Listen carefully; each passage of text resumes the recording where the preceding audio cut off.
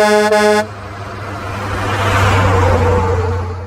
I'm Mike Sharma with Share Healthcare, and we're here in Front Royal, Virginia, and it is a beautiful day. We're here with Homesteaders of America, and you can see on Dustin, I'm here with Dustin Dawson, and today he's a volunteer with Homesteaders of America, whose conference we're at. People come from all over the nation to learn about food freedom, self-sufficiency, just how can they enjoy time with their families and their food and their life and their work.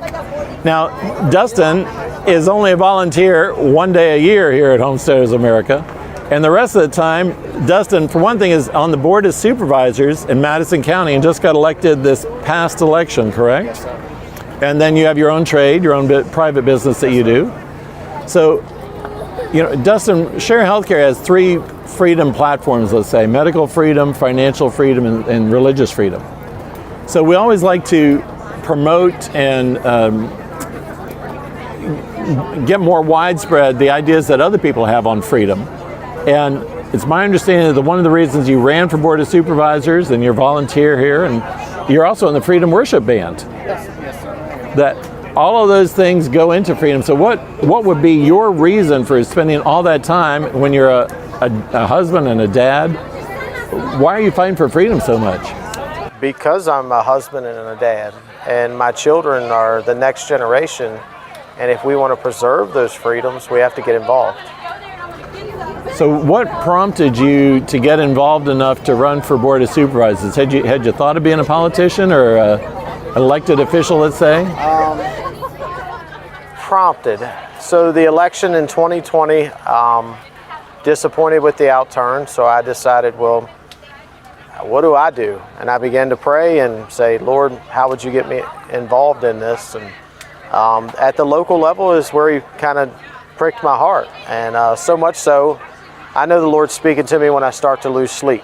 So I was losing sleep. I got up the next morning and told my wife, I said, I think I'm going to run for Board of Supervisors. And she more or less spit her toothpaste out and said, do what? And so after that, I made the decision that I'm going to go after it. And I walked in the church that morning, and one of the deacons pulled me aside and just confirmed and said, I've been praying for you. I think you should run for local office. So. In Madison County, where you're on the Board of Supervisors, the Board of Supervisors is the primary governing body, is that correct? Yes, sir. And so what sort of things come to you as a Board of Supervisor member? Well, first and foremost, my primary responsibilities would be financial and public safety. So anything to do with that, obviously, but you see a lot of rezoning for people to have the freedoms to do what they want with their property. And, you know, and I believe in property rights. Without adversely affecting your neighbors, you should pretty much be able to do what you want with your property. Right, well, the biblical reason we want private property or capitalism and free market capitalism is because of the biblical basis of independent free will for the individual. Yes. So that we have the right to choose God, not choose God, have the consequences of choosing God, have the consequences of choosing Him. And with that free will, I heard you say, have property rights as long as it doesn't affect your neighbor. Well, that's a pretty tough balancing act. It is. Because you're wanting the free will of somebody to use their property however they want, but for it not to then impinge upon the free will of the next door neighbor or the downstream neighbor from being able to exercise theirs. So is Madison rural, suburban, urban? What sort of county is that? Madison's very rural. It's 360 square miles of rural community. A third of the acreage is actually made up from Shenandoah National Park. So that is revenue that we get from the federal government, and they basically tell us what we'll get every year. That's not, we get to raise taxes and we get more money for it, or we lower taxes. They basically say this is the money you get for that property every year.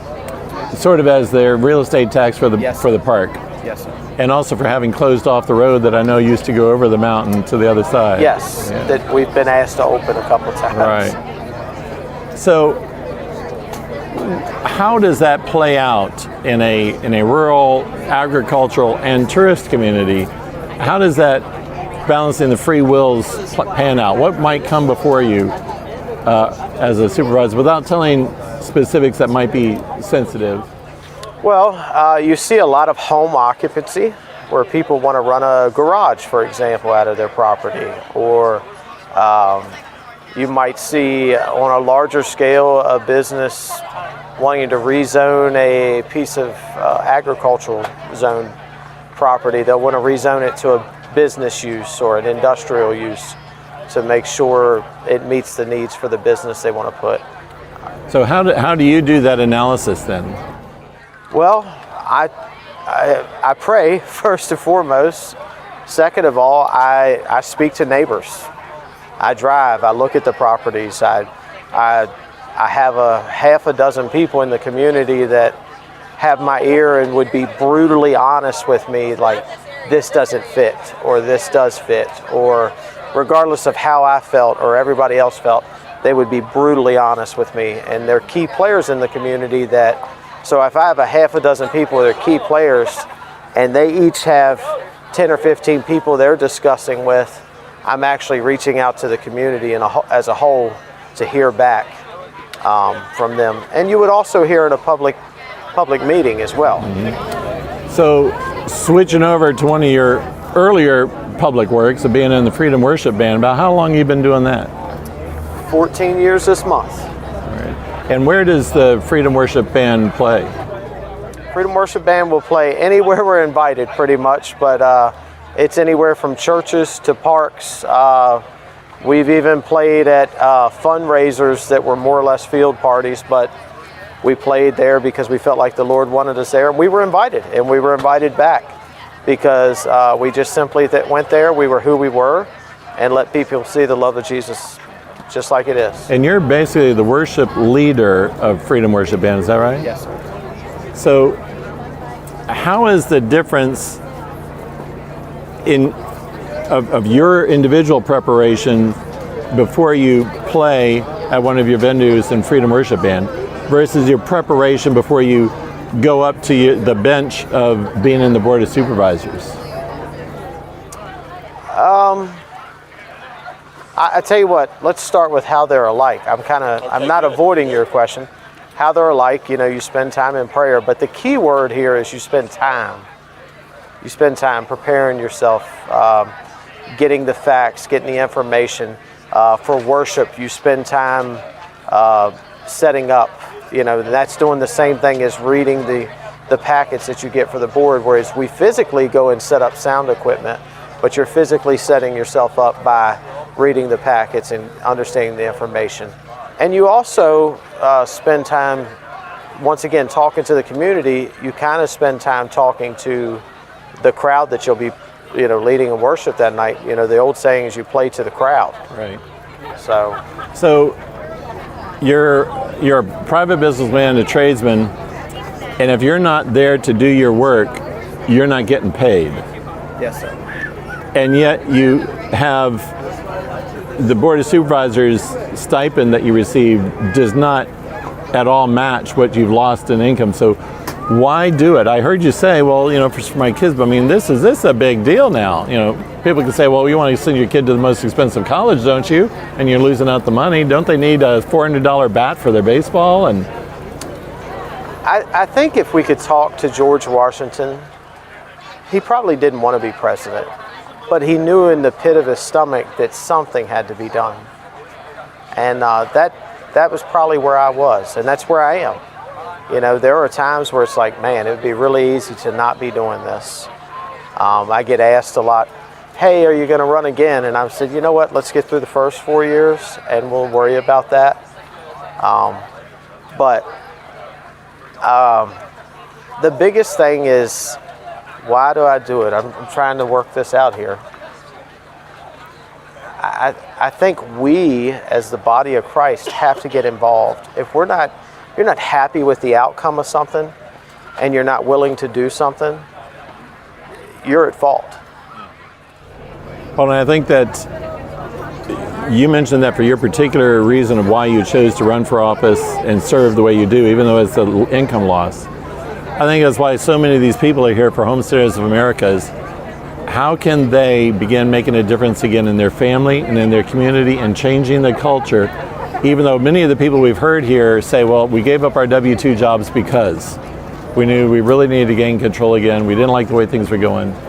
And then with Share Healthcare, the reason that we have it is the industry of healthcare has not really been serving people well.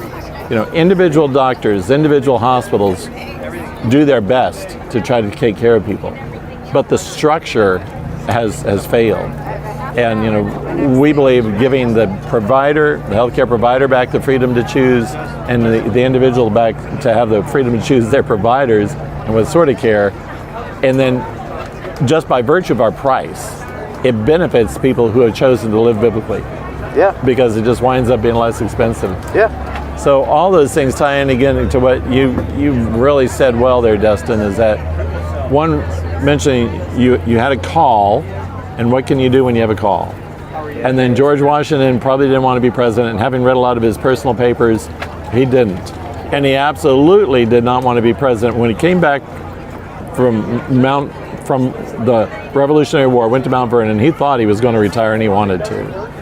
But he knew he had to do something to help this nation that he had just created. So we just appreciate you doing what you're doing with both volunteering here when you could be out working. I mean, folks that are watching this may not know that this is a work day of the week. You could be out working, and yet you were early morning, 5, 6 in the morning, parking cars out there, even though you're an elected official and have your own successful business. Once again, goes back to freedom. I had the freedom to do that because I'm in business, or wherever you choose to work may give you the day off, but it goes back to your freedoms. Well, I appreciate you taking the freedom choice, free will choice of choosing to go with this interview, and just thank you so much, Dustin. Yes, sir. Appreciate everything you're doing. Thank you very much.